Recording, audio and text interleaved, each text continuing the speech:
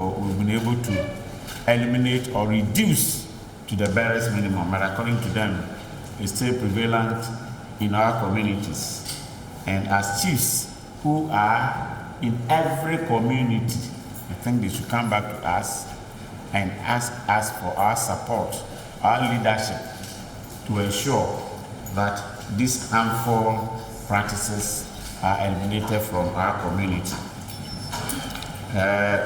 Before we are 1 hour behind time, so today we are going to skip pleasantries and rather introduce the members who are with us, and then we also introduce Nanano.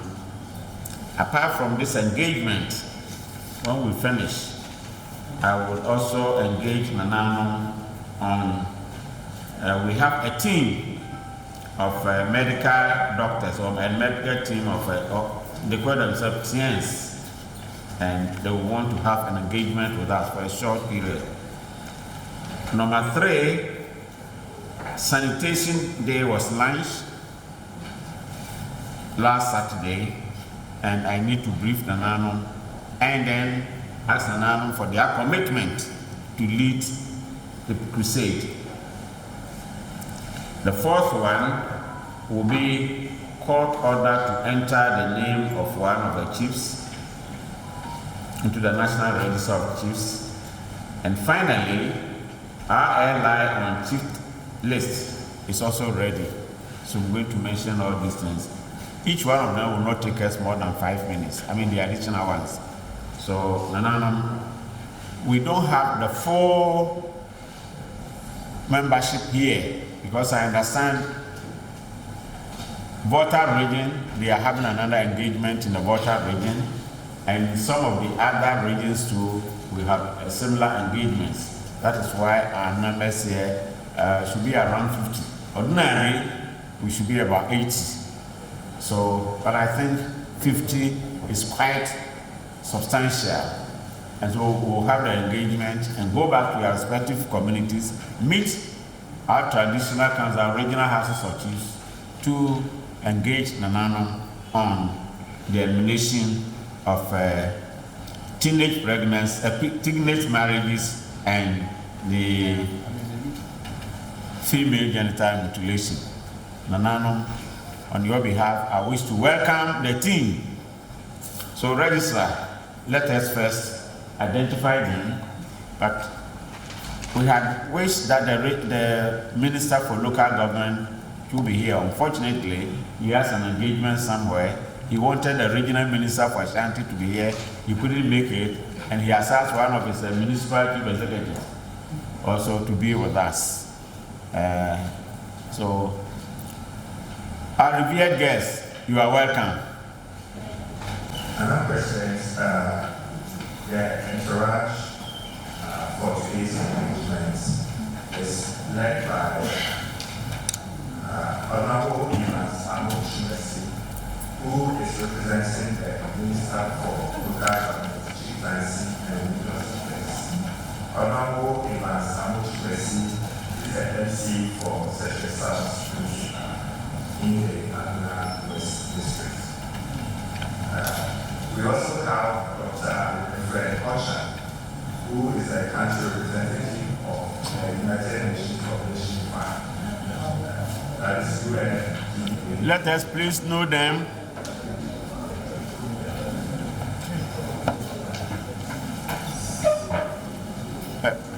Please, when you're okay, that's right, you're welcome. Hello. Thank you.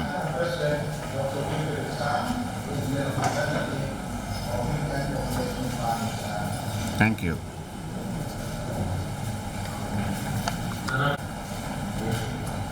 So, I'm presenting our first introduction. We have Dr. Doris Advocacy, who is a general team for UNFPA. We also have Madam Mesiba, Deputy Commissioner, Commission on Human Rights and Administrative Justice. You're welcome.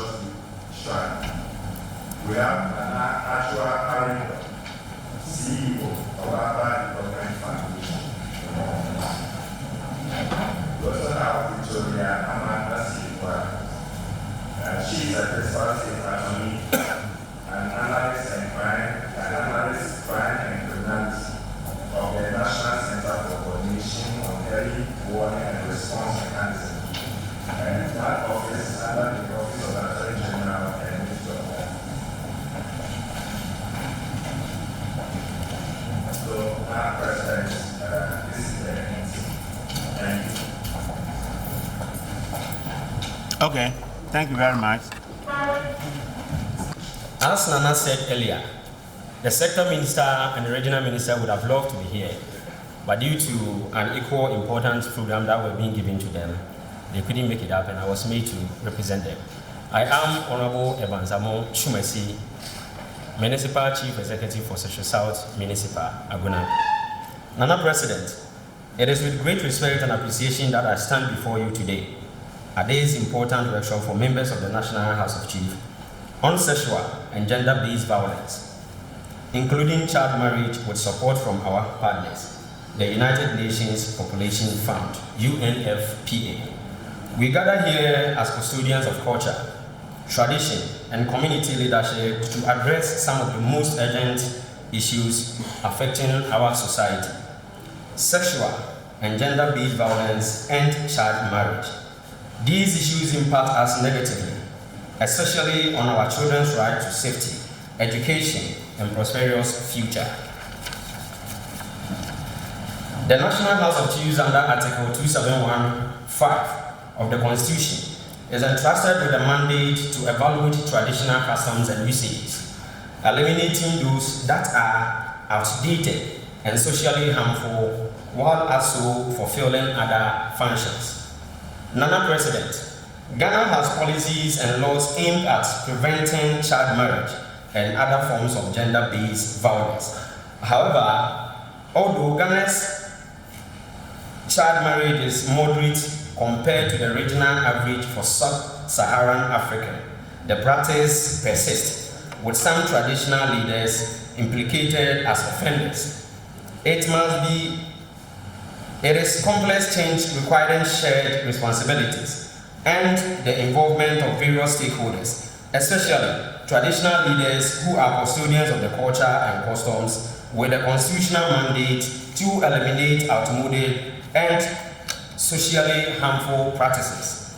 The ministry, in collaboration with the UNFPA and several partners in Ghana, is implementing a global program to end child marriage focused on empowering traditional leaders to promote social norms that reject child marriage, enhancing understanding of the complexities surrounding child marriage, and developing skills to implement effective preventions and responsible strategies. Strengthening partnership to create comprehensive strategies addressing the root cause of child marriage. Improving advocacy and policy efforts to end child marriage. Showing best practices, lesson learned, and innovative approach to ending child marriage. Concerning commitments and pledge to support initiatives aimed at protecting children's rights and preventing and responding to child marriage. Building and support services. The ministry has also partnered with UNFPA and Opemsuo Development Foundation to raise awareness and lead paramount chiefs to declare an end to child marriage with their traditional areas. Nana President, I must emphasize that we have recorded several declarations so far in key areas such as Anguga, Bongo, Aguna Nyaku, Akom, Avehavi, Uga, and involving traditional leaders and their institutions is vital for changing attitudes that involving traditional and their institutions is vital for changing attitudes towards gender-based violence. Its impact and the resources available, which is crucial. Therefore, education, advocacy, and resilience programmers must be targeted and traditional leaders. This progress shows that more traditional areas needs participating in the declaration to ensure sustainable change. Lasting change heavily depends on community-led efforts. Traditional leaders hold the moral authority and influence to challenge the harmful customs and promote positive values grounded in respect, dignity, and human rights. I wish to thank the United Nations Population Fund for the opportunity to hold this workshop. I wish you all fruitful deliberations on the issues that will be raised here. Thank you. Our facilitators, including the Deputy Commissioner of Commission for Human Rights and Administrative Justice, representative from Office of the Attorney General and Opemsuo Development Foundation, staff from the Ministry of Local Government, Chieftaincy and Religious Affairs, the media fraternity, ladies and gentlemen, I'm honored to stand before you today with a deep sense of respect and humility to appeal to your wisdom, your compassion, and profound responsibility as custodians of our culture and our people. We are here today to talk about a practice that affects the very heart of our communities, child marriage. Our esteemed traditional leaders, I bring you also warm greetings from UNFPA Executive Director, Ms. Diane Keita, who has only been recently appointed as the Executive Director and who is the first female African to occupy such a distinguished position. Her achievement today is due to the opportunity she was given by her family, by her traditional leaders, by her community, and the entire Africa region. She, together with many of these distinguished ladies we see here, was not married off as a child, and therefore able to achieve what they've achieved. Today's gathering, led by the Ministry of Local Government, Chieftaincy and Religious Affairs, and in collaboration with RAJ, Office of the Attorney General, the Academia, Opemsuo Development Foundation, is critical and places the moral authority of chieftaincy at the center of solutions for our girls, our families, traditional areas, and our nation. Why are we here? Nana President, last year, we came here, we started a conversation with you on ending child marriage as the National House of Chiefs. It is at its teething stage and needs continuous engagement to ensure that Ghana advances its development with all its citizens actively engaged, including women and girls, and that we declare Ghana free of child marriage. This cannot be achieved without the full ownership and mutual partnership with traditional leaders. UNFPA's experience shows that when chiefs and queen mothers champion women's and girls' empowerment, all communities move. You are the custodians of culture, arbiters of disputes, and catalysts of development as traditional leaders. Your voices and services reach where policy papers cannot, where legal enforcements are limited. We all know Ghana has strong laws and policies to protect women and girls, including laws on child marriage, yet practice gaps remain. And this is where exactly the traditional leaders with far deep reach in their communities can play strong complementary roles. This workshop brings about 50, as you said, Nana President, members of the National House of Chiefs together to deepen understanding on the root causes of child marriage, to strengthen prevention and response, and align traditional leadership support with national frameworks so that laws and lived realities finally match. Distinguished traditional leaders, UN Population Fund has supported the global program to end child marriage in Ghana for over a period of time. In 2024, working with the Minister of Local Government and Chieftaincy and Religious Affairs, we trained 120 traditional council registrars to lead advocacy against child marriage and harmful practices using national engagement frameworks and child marriage updated toolkit. Following joint advocacy by UNFPA and Opemsuo Foundation, 4 paramouncies, Agona Nyako and Foega, Avehag and Bongo publicly declared an end to child marriage in their traditional areas, bringing such commitments to 7, including 3 that were done in 2023 in Ogua and in Akwamu traditional areas. Here in Asanteman, UNFPA's 2022 visit to His Majesty Otumfuo Osei Tutu II and to Asantahema Nana Konadu Yadom III helped galvanize regional leadership on adolescent pregnancy and child marriage, reinforcing the power of traditional authority to move social norms. I know that many of the reasons for child marriage, such as protecting the girl's honor, securing her future, or alleviating a family's poverty, come from a place of genuine concern. However, we must ask ourselves if these reasons still serve us well. That's the reason for our dialogue today. Child marriage is not a sign of our strength, it's a source of our weakness. It is a practice that robs a girl of her childhood, her education, and her health. She remains at greater risk of violence, abuse, and life-threatening complications during childbirth. Her dreams of becoming a doctor, a leader, all vanish. But the harm does not stop with her. It is spread to her family and her community.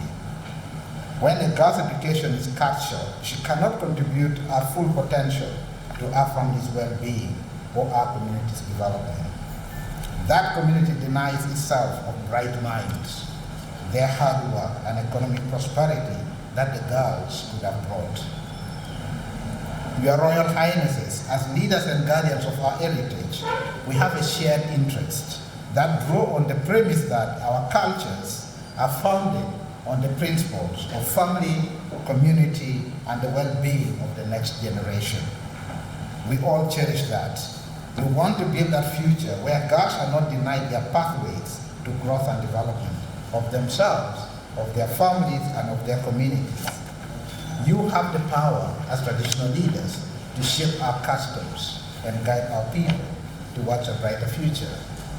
You can be champions who stand against the practice and declare that in our communities and in our country, every child has the right to grow, to learn, and to choose a path. For a girl's value lies much more in her potential to be a good mother, a leader, and a contributor to the society. I therefore appeal to you to encourage our revered traditional leaders to promote social norms that reject child marriage. I appeal to you to strengthen partnerships for comprehensive community-rooted solutions to ending child marriage.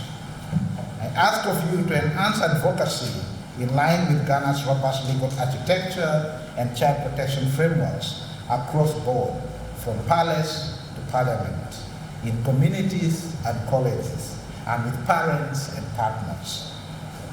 And finally, I appeal to you to secure commitments and pledges for concrete actions to end child marriage.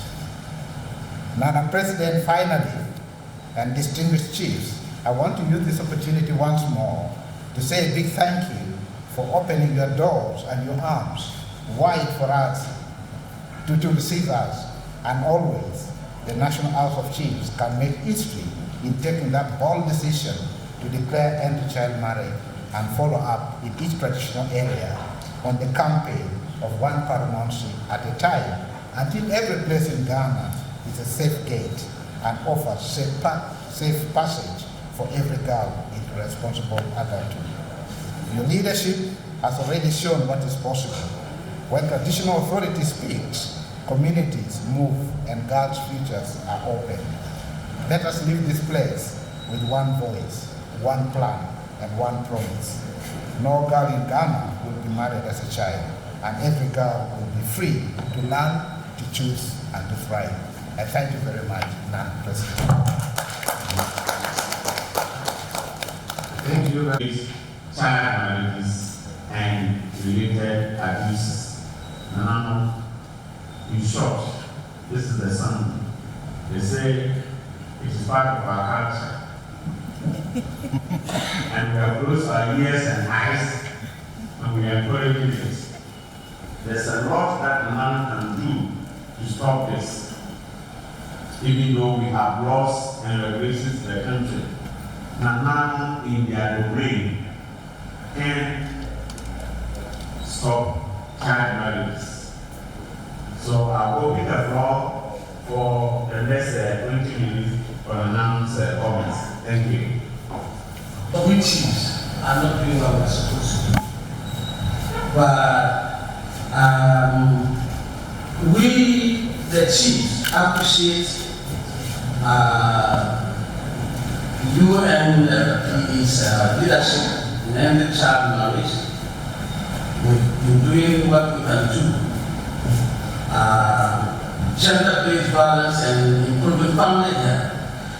But I must emphasize that extreme poverty, particularly in rural areas, remains the greatest barrier to achieving these goals. When families are struggling to survive without livelihoods, income, or opportunities, harmful practices become coping mechanisms. Poverty pushes parents to marry off daughters early, prevent young people from pursuing education, and weakens women's ability to access reproductive health services. Too often, girls migrate from where I am coming. I'm the paramount chief of Nambodi, another traditional council in the Upper East region. They migrate to the south for labor, which results in early marriages and disrupted futures. If poverty is not addressed alongside health interventions, progress will remain limited. We are all aware that poverty and early marriage and all these things are correlated statistically.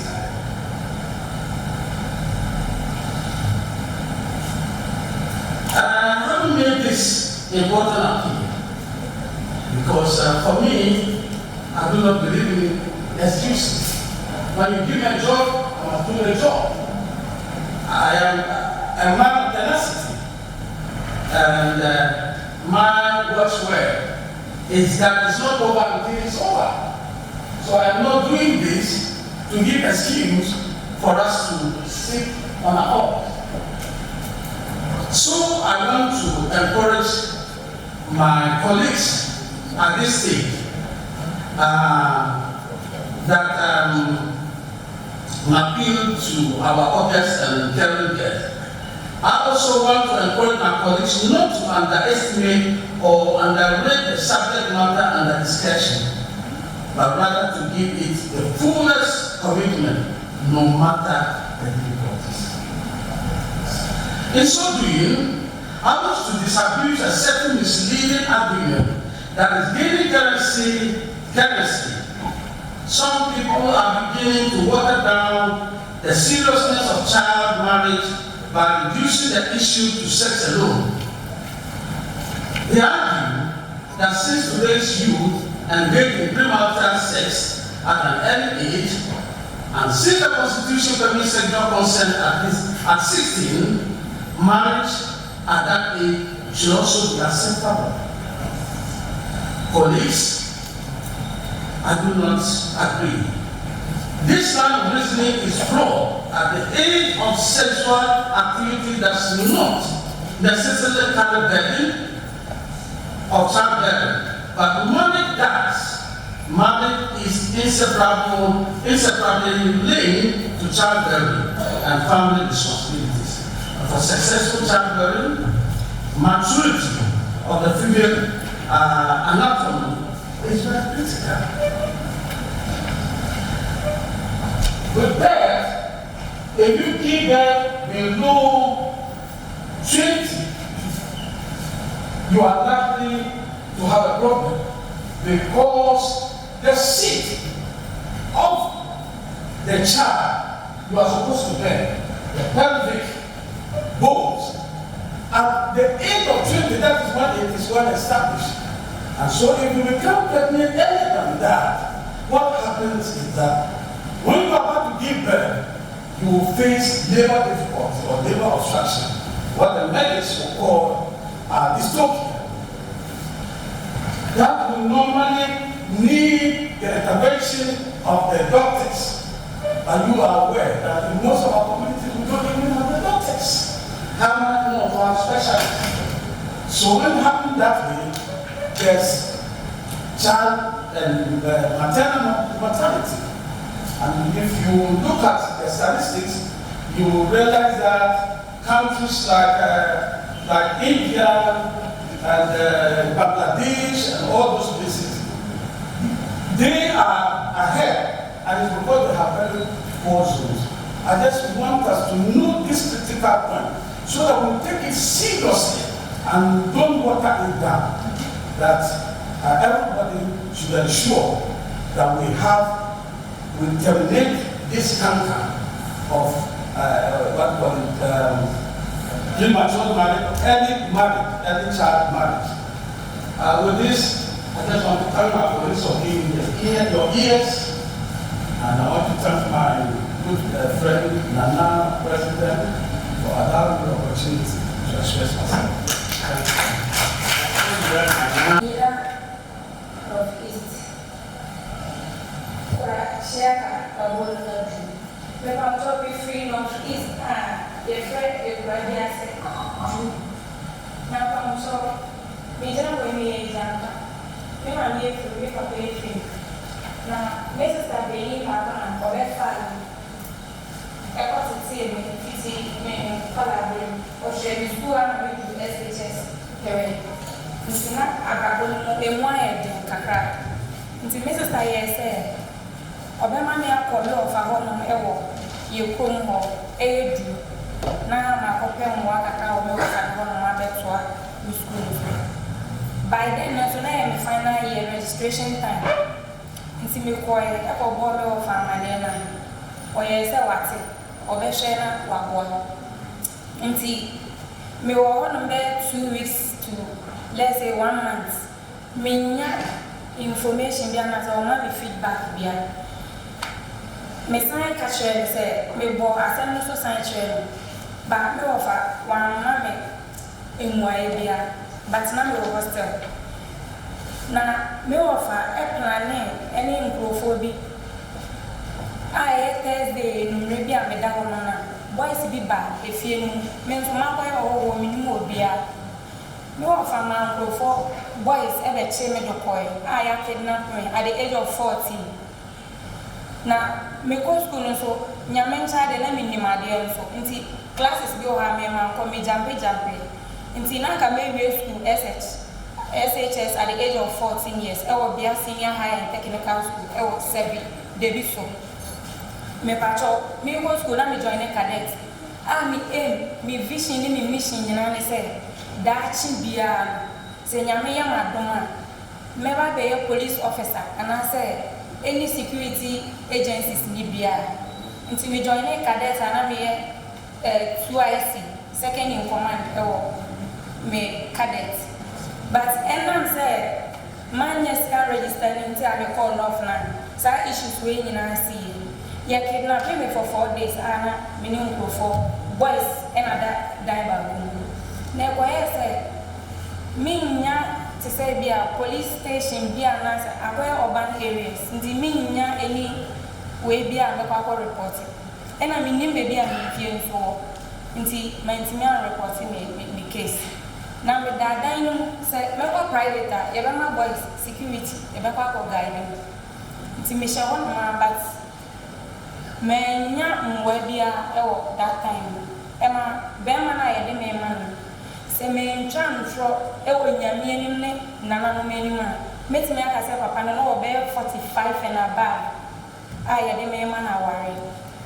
na me ne tena ho no by the time I realizing na ma fa nyinsen by then na me free me offer ho no aba back to baby and sisters no my na chance nti me dwane every one on the bank crime and only my first time I made the back that was 2017 and I'm the back me be ya kaya kakaka ana me survive na kaya ni nana me time de sumi ana me nya mo me lebe so mo me ni omo wa kra ho no ye bo ana me ko wo nti sisi a me wo bagela wo 6 years me ana me sharpala due to sa early marriage ninti mantimi antoa me school so me future ni nyina e ba ewie sana na me ni hu but enam UNFPA any paid ada romantic metimi agina hanoma asimebo akase enne menya adesua bebre efa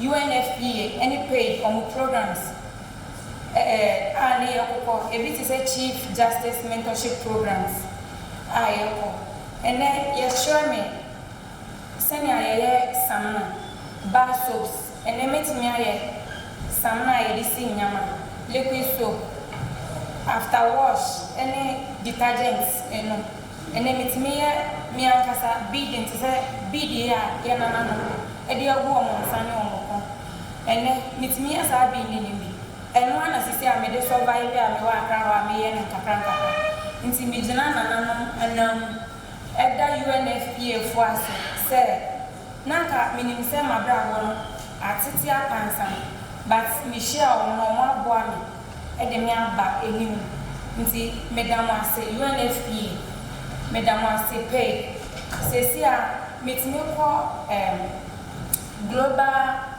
program to end early child marriage sometimes me ko metimi share my phone trainings ni bi on so betimi dia abo mo bra e wo mo afie mi se ne be ya e betimi an end child marriage medam ase for wasi and make sure I take care of you for your university education. Thank you.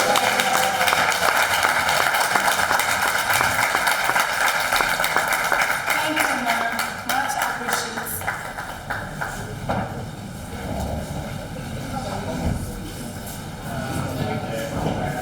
Sorry, what you have said represents what others have been going through. So, I hear from the commissioner, the deputy commissioner of human rights. So I respectfully invite Madam Yesilabi to continue the presentation for us. Thank you. Deputy Commissioner for Commission on Human Rights and Administrative Justice, with a short form of what we know is SHRAJ. And I must say that we have offices across the country. Currently, SHRAJ has about 200 offices across the country. And we may be in your community. If we are not in your community, the next community where we have office will take care of that. Now I must say that the story of the lady, it's touching and it's still there. Whilst I was coming, I looked through our data and I found that 2024 we received 18 complaints of child marriage. From January to June, we've received 9 complaints of child marriage.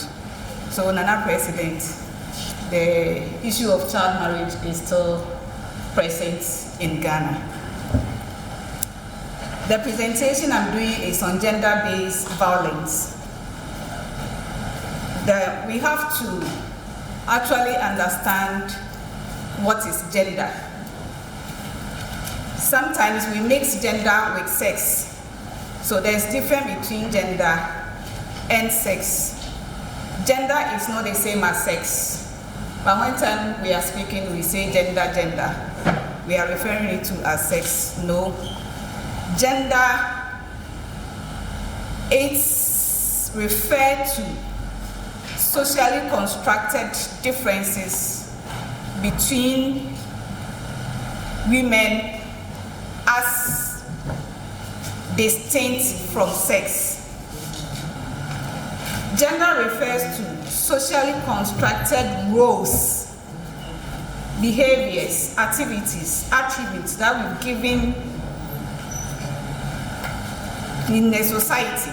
So when we are referring to gender, we are saying that it's the socially constructed roles that we have given. That a man is supposed to do this, a woman is supposed to do this. We have assigned our role. So it's based on that we see that this particular role is for women and this particular role is for men. And that is gender. When we are referring to sex, we are saying that sex is the biological. So it's a man. Things that shows that this person is a man. That is sex. So when you are filling forms, they will put their sex. That's where you take man or woman. It's different from gender. As I've said, gender is the socially constructed roles. We have constructed that roles to ourselves in our community, so it depends on the community where we come from. And we say that a woman's role is the kitchen. It's gender, socially constructed roles. So that's the difference between sex and gender. Because of my time, I will move a little bit fast. But when you have any question, I will be prepared to answer, Nana. So when you look at this picture, you can see that sex is biological, whilst gender is the responsibilities, the behaviors that we have put there. So generally, you will see that when we are in our communities, if you look at this picture, you will see a young boy sitting somewhere and women also sitting somewhere. It's just telling you the difference between the sex and the difference between the gender. Gender can be a man, it can be a woman, but it's the role that we have constructed to these people.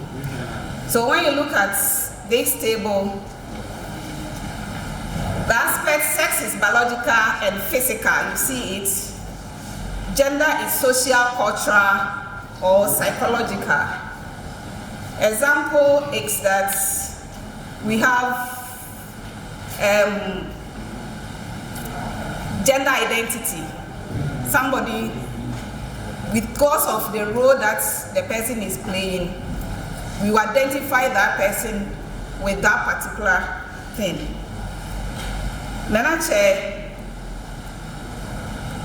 there are a lot of positive aspects and negative aspects of the roles that we have assigned to individuals based on their sex in our community.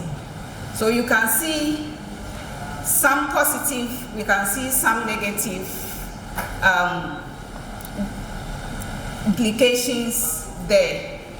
So for example, we tell our people in our community respecting elders. Yes, everybody has to respect the elder. It's a role that we have assigned. It's a social norm in that community. When you go to some communities, when they are greeting, they would kneel down, others will stand. Some you will greet with your hands, others will greet by doing signs and other things. That is the social role that we